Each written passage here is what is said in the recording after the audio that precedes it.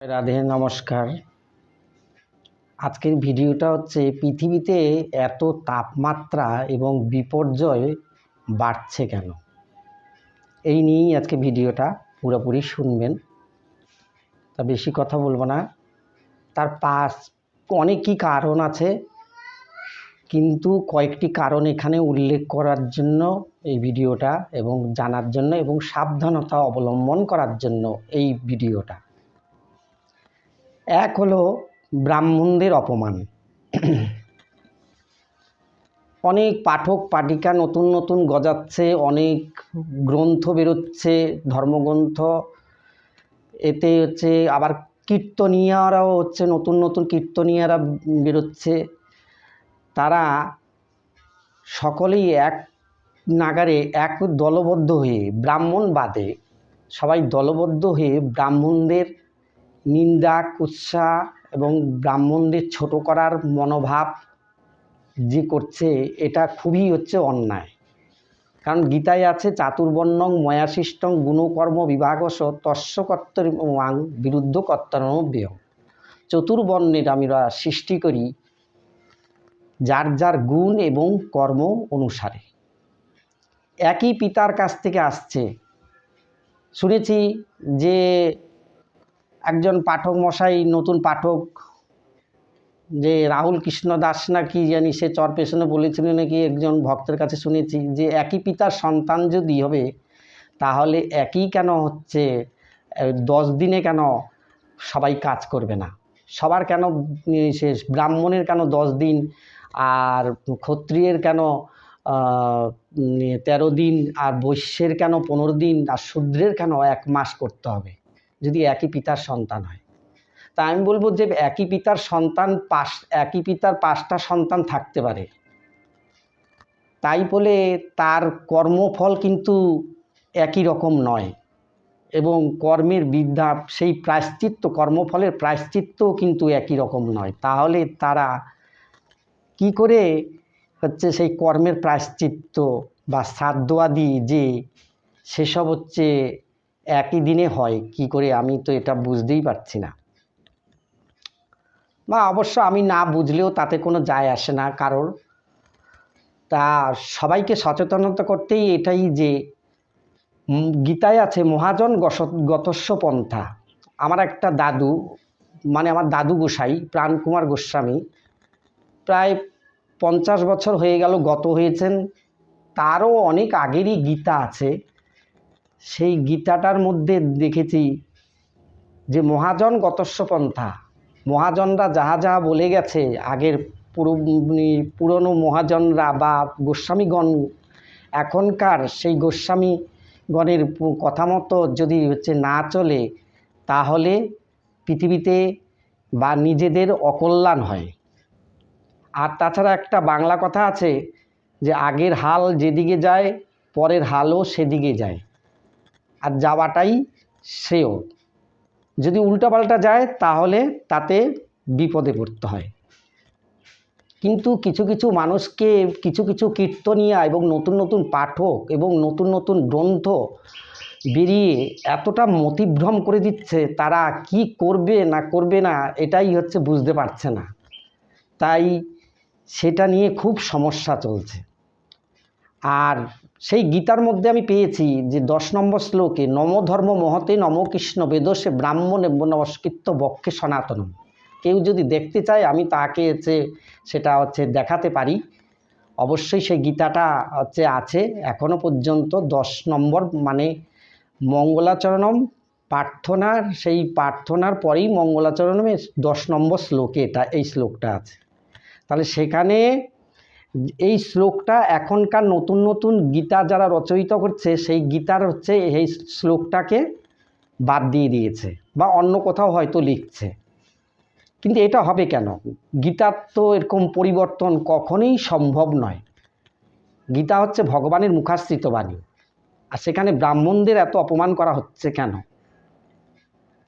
যার যার কর্মফলের, হয়তো আমি জানি যে অনেক অনেক ব্রাহ্মণরা তাদের ধর্ম যে বেদ অর্চনা এবং তাদের যে হচ্ছে নবগুণের যে অধিকারী, সেই নবগুণ তাদের মধ্যে বর্তমান না থাকার জন্য তারা নিজের ধর্ম ত্যাগ করে অন্যান্য ধর্ম হচ্ছে গ্রহণ করছে, স্বধর্ম ত্যাগ করে। তা এটা তাদের অপরাধ, আর তাদের বিধান সে ভগবান দেবে, কারণ ঈশ্বর সৃষ্টিকর্তা, বিচারকও সেই ঈশ্বরই। যিনি সৃষ্টি করেছেন তিনিই বিচারক, আবার তিনিই হচ্ছে কর্মফলদাতা, এবং তিনিই হচ্ছে এর বিধান অবশ্যই হচ্ছে দিয়ে দেবেন। তাহলে কেন আমরা আমাদের সেই ব্রাহ্মণদের বিচার করতে যাব? তাই এর থেকে সাবধান। এই যে অপমানিত হচ্ছে বা হচ্ছে এই যে ব্রাহ্মণরা, আমি ব্রাহ্মণ বলে নয়, অনেকে বলবে যে ও আপনি ব্রাহ্মণ সেজন্য এই কথা বলছেন, কিন্তু একটু কথা চিন্তা করে দেখবেন যে ব্রাহ্মণ ছাড়া কিন্তু আমাদের হচ্ছে সমাজে চলাটাই হচ্ছে খুবই হচ্ছে অসুবিধা। তাই এর থেকে বিরত থাকবেন। 2 নম্বর, গোস্বামীদের অসম্মান করে ছোট করা হচ্ছে। আগের গোস্বামীদের হচ্ছে, গোস্বামীরা যা যা নিয়ম করে দিয়ে গেছে সেই সব গোস্বামীদের নিয়ম মতো চললে তাহলে জিনিসটা খুব সুন্দর হয়। কিন্তু কিছু কিছু এক শ্রেণীর মানুষ এবং পাঠক পাঠিকারা, কীর্তনীয়রা বলছে গত গোস্বামীরা যারা গত হয়ে গেছেন 50 বছর, 30 বছর, 40 বছর আগের যে গোস্বামী বা 100 বছর আগের গোস্বামীরা, তারা নাকি মূর্খ ছিল, তারা নাকি কিছুই জানতো না, শুনলে হাসি পায়। যারা নাকি হচ্ছে রাতভর হচ্ছে কৃষ্ণ কথা বলতো, যারা নাকি গীতা হচ্ছে তাদের মুখস্থ ছিল, ভাগবত মুখস্থ ছিল, চৈতন্য চরিতামৃত মুখস্থ ছিল, তারা নাকি মূর্খ ছিল। এইসব আজে বাজে কথা বলে লোকের কান ভাড়ানো, এটা হচ্ছে একদমই হচ্ছে খারাপ। 3 নম্বর কি না, পরকীয়া প্রেমে পড়ে অবৈধ সম্পর্ক স্থাপন করা। একটা স্ত্রী তার স্বামীকে ছেড়ে আবার হচ্ছে আর একটা সে পুরুষের প্রতি আকৃষ্ট হওয়া, আবার সংসার ছেড়ে চলে যাওয়া, এই অপরাধ। আবার একটা পুরুষ তার স্ত্রীকে ছেড়ে আবার একটা অন্য স্ত্রীর প্রতি আকৃষ্ট হয়ে চলে যাওয়া, এই হচ্ছে একটা খুবই অপরাধ। আবার কি না, অযথা 4 নম্বর যেটা, আমরা অযথাই হচ্ছে মিথ্যা কথা বলার চেষ্টা করি, কারণ সত্য আর ন্যায়ের আচরণই হলো ধর্ম। এটা ভাগবতের 1ম পৃষ্ঠায় লেখা আছে যে সৎ পথে থাকো, সৎ চিন্তা করো, সৎ বাক্য বলো, হিংসা পরিত্যাগ করো, পরনিন্দা পরচর্চা ত্যাগ করো, আর ন্যায় পথে চলো। এটাই হচ্ছে ধর্ম, ধর্ম অন্য কিছু নয়। তাহলে সেগুলো বাদ দিয়ে শুধু অযথা একজন একজনের নামে পরনিন্দা করছে, পরচর্চা করছে, আর হচ্ছে কি করছে না হচ্ছে একজন একজনকে দোষারোপ করছে আর নিন্দা করছে, আর কি না মিথ্যা কথা বলছে। একদিকে যাচ্ছে, কেউ জিজ্ঞাসা করলে বলছে আমি অন্যখানে যাচ্ছি। এইসব মিথ্যা কথা বলে তাতে পাপের ভার আরও বাড়ছে। সেই পাপেও হচ্ছে এই পৃথিবী আর সহ্য করতে পারছে না। আর 5 নম্বর কি হলো না, লোভ লালসায় পড়ে, মোহে পড়ে একজন একজনকে ঠকাচ্ছেন, নিজের বিষয় সম্পত্তি বাড়ানোর জন্য একজন একজনকে ঠকাচ্ছে, আর পরধর্ম গ্রহণ করছে। সূর্যের তাপ এই কারণে আরও কারণ আছে, বাড়তে আছে, আর ফলে কি হচ্ছে না, পৃথিবী আর সহ্য করতে পারছে না। সেই পৃথিবী সহ্য করতে না পারার জন্য পৃথিবীতে মহাপ্রলয় আসছে, বিপর্যয় আরও বাড়বে আগামী ভবিষ্যতে। আমার এই ভিডিওতে আমি বলে গেলাম, আজকে যে ডিগ্রি মানে 45 কি 46 কি 42 ডিগ্রি তাপমাত্রায় যে তাপমাত্রা বাড়ছে, আগামী ভবিষ্যতে সেটা হচ্ছে আরও বেশি বাড়বে, আরও অনাচার বাড়বে, আরও এই হবে। তাহলে আমার একটা কথা প্রশ্ন, যে চারিদিকে ইস্কনদের এবং গৌড়ীয় সম্প্রদায়ের মত অনুযায়ী অনেকেই চাতুর্মাস্য ব্রত পালন করছেন, তারপরে দামোদর মাস পালন করছে, এই একাদশী পালন করছে, ওই একাদশী পালন করছে। তাহলে এত কিছু পালন করে, এত নিয়ম সেবা পালন করে, এত কোনো কিছু করে কি হচ্ছে? সবই তো বিফলে যাচ্ছে, আরও বরঞ্চ পৃথিবীর উপরে তাপপ্রবাহ বাড়তে আছে, বিপর্যয়, যখন তখন ভূমিকম্প, যখন তখন বন্যা, যখন তখন মহামারী, যখন তখন অর্থকষ্ট, যখন তখন হচ্ছে হরতাল, বন্ধ, মারামারি, কাটাকাটি, হানাহানি, এইসব বাড়তেই আছে। আর এইসব কারণে মানুষের মনে যেসব মানুষ একজনকে ছোট করে ধিক্কার দিয়ে, ছোট করে পরনিন্দা করে, হিংসা করে হচ্ছে পাঠের সংখ্যা বাড়ানোর জন্য, পাঠের সংখ্যা মানে ভাগবত পাঠ করতে গিয়ে টাকা নিয়ে, ভাগবত পাঠ করতে গিয়ে 7 দিনের ভাগবতের কন্ট্রাক্ট করে যারা হচ্ছে জায়গায় জায়গায় লেকচার মারছে, তারা তাদের এইসব অপরাধের ভার পৃথিবী আর সহ্য করতে পারছে না।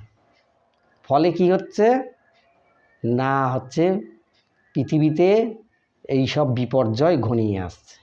তাই সাধারণ মানুষকে আমার অনুরোধ, আমি এই নিত্যানন্দ বংশধর মাধবাচার্য সম্প্রদায়ের আমার পূর্বপুরুষরা প্রায় সেই 200 থেকে 250 বছর আগের থেকেই এই গোস্বামী পদে আছে।